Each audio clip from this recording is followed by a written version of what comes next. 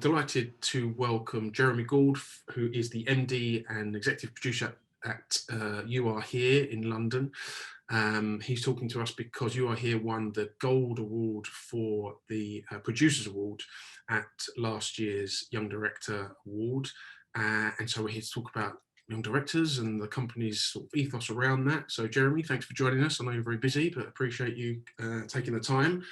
And first question really for you is, can you explain why new directing is so important in the industry and you know what it means to you as the company?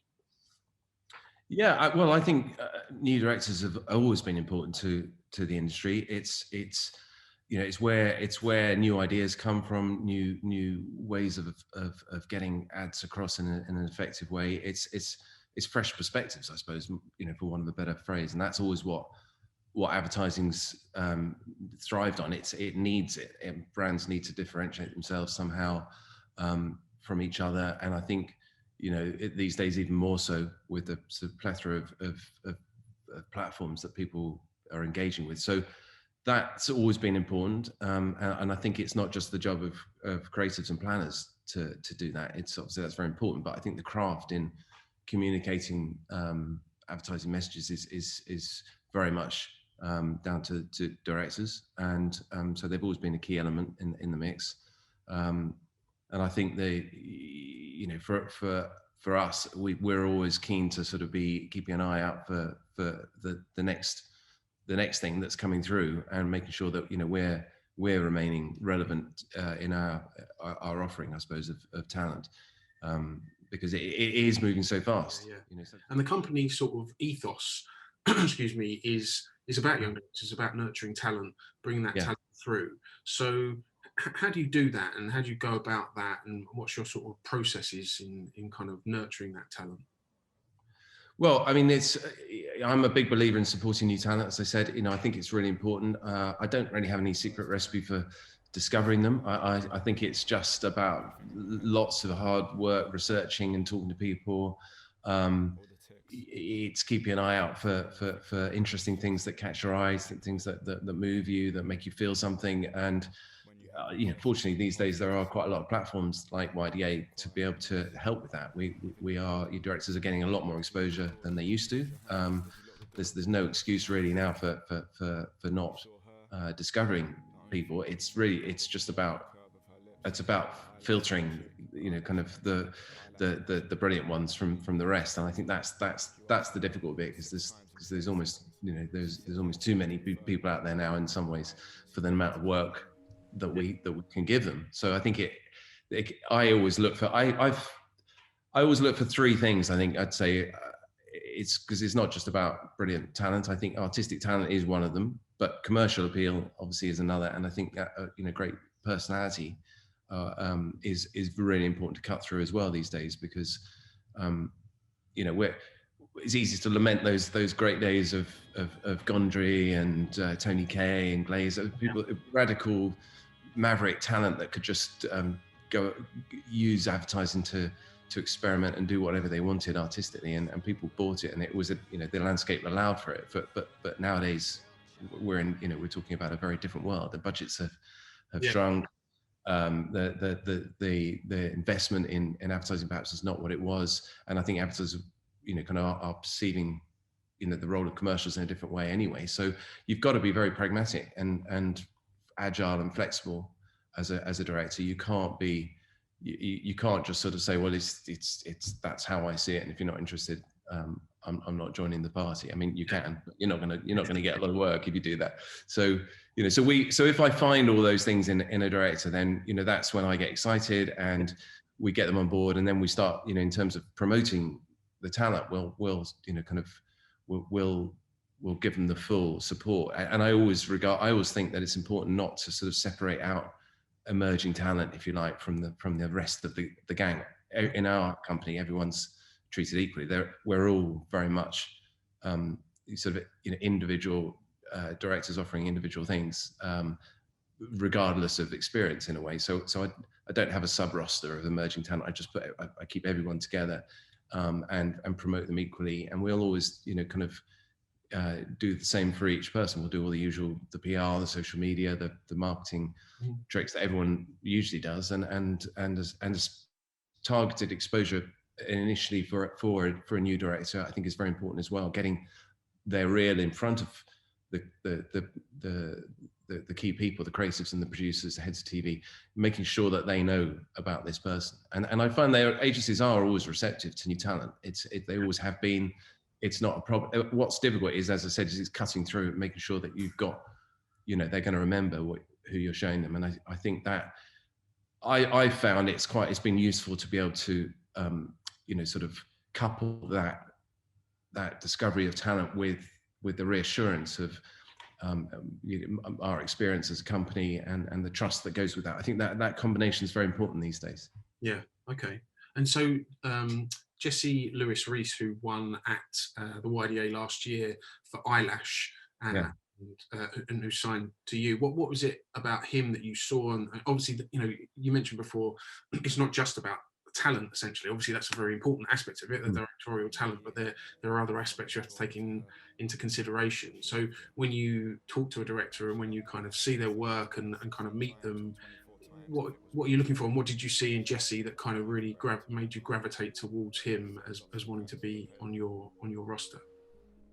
Well, I mean, Jesse's really exceptional. Actually, he's a really gifted filmmaker, and you could just see right from the start when he didn't actually have a lot on his reel when he contacted us. He literally, he was almost fresh out of film school, and he had a handful of films to show for it, but what he had was so outstanding and so mature for someone of his age. I just thought there's clearly a very talented filmmaker here. Now, it's not immediately commercial, but it wasn't at the time. But now that Eyelash has been made, you can see how that skill can translate into a sort of commercial format.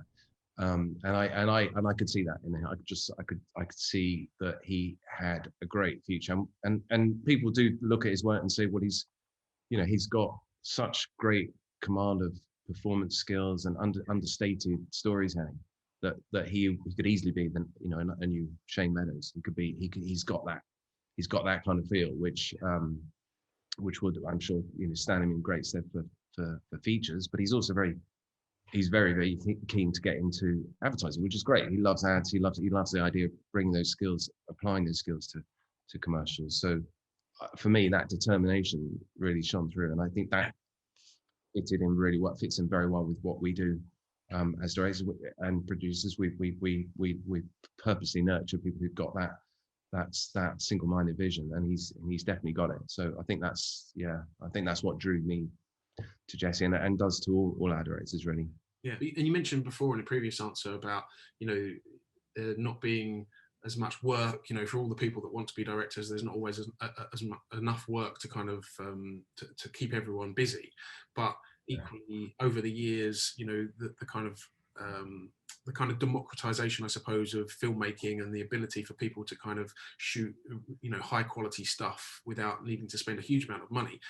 And I'm assuming that means that there's just more directors out there for you to kind of potentially look at. Does that make your job harder or easier, that there are more avenues, I suppose, and more kind of talent around to sort of consider as being part of your company?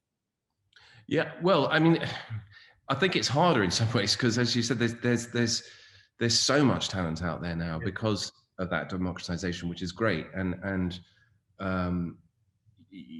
coupled with the sort of progress that has been made in diversity and inclusivity, we're getting to see all sorts of new voices having a chance to express themselves, and I think that's absolutely brilliant. But it does mean you've got to work really hard at filtering out that talent and work out where is the future. And I still feel like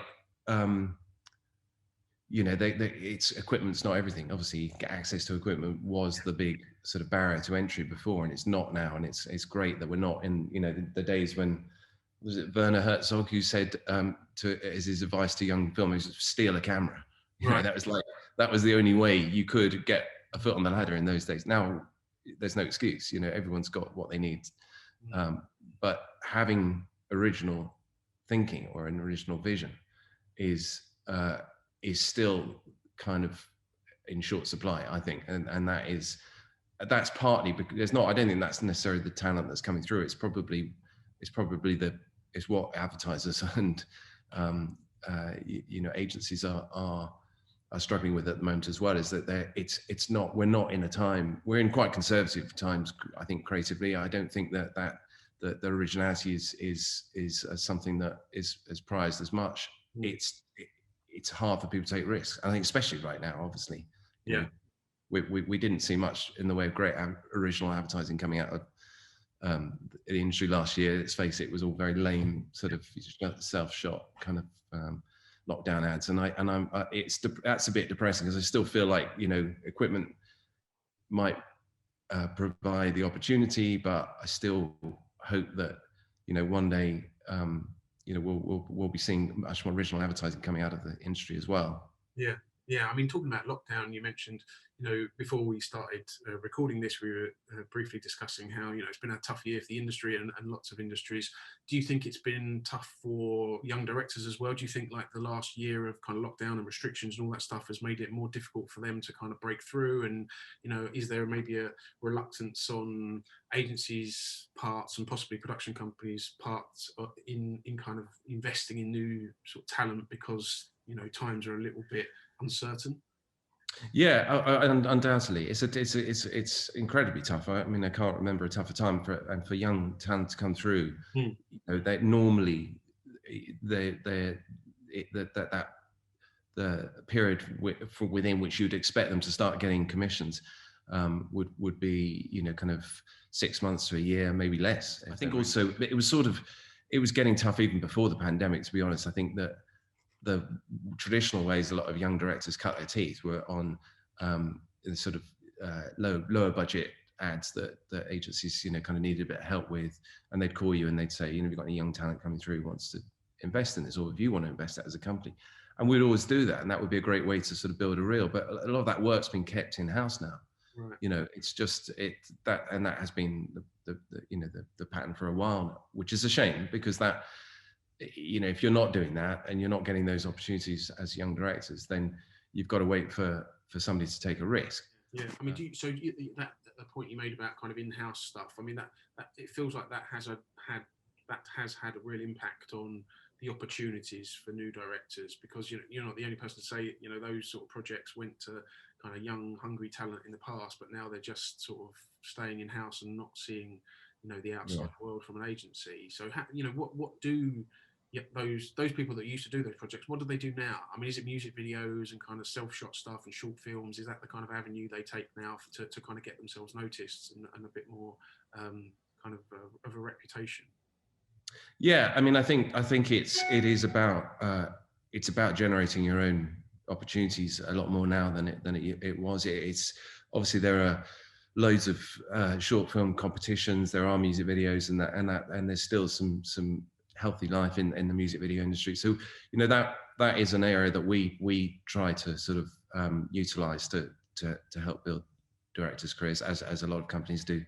But there's no, it's not as hard these days to make your own sort of calling card, if you like, than it used to be. And there are lots of great platforms for that, as we know. So I'd say to any young director, look out for those.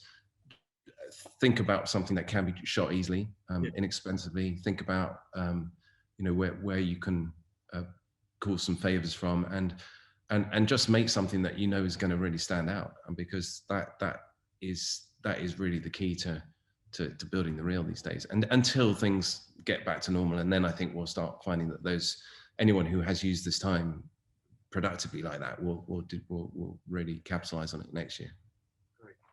And sort of last question, Jeremy, is about the YDA itself. Why are events like the YDA kind of important, do you think? And what do they bring to the industry and the directors that sort of compete within them? Oh, well, I think they're hugely important. I mean, the landscape is really tough at the moment, as I said, and I think the more exposure people can get, through those platforms, the better. I think what it does do, obviously, is is provide endorsement to those to those directors coming through. If they've been on YDA, if they've been noticed and recognised internationally to an agency, that's a great, so it's a great reassurance, and it immediately opens their eyes to working with someone new, which is important. Also, don't forget, we can't, as companies, we can't operate the way we used to go in traditional times where our reps would go in, they'd sit down with a creative team or a producer, show them some new work, say, have a look at this new director, talk about. We had an opportunity to do all that has been kind of getting harder and harder, let's face it, over the years, and now is completely impossible for obvious reasons, and probably will never come back. And I think it seems unlikely. So there, you have to have other ways in which work can get noticed. So I think that's really important. And obviously there's the morale boosting encouragement that comes with that, which is really important for filmmakers who don't have lots of opportunity at the moment to get commercial commissions. They need to believe that it's worth it. All this hard work is going to pay off. And I think that's another thing which is really important, is what things like YDA do.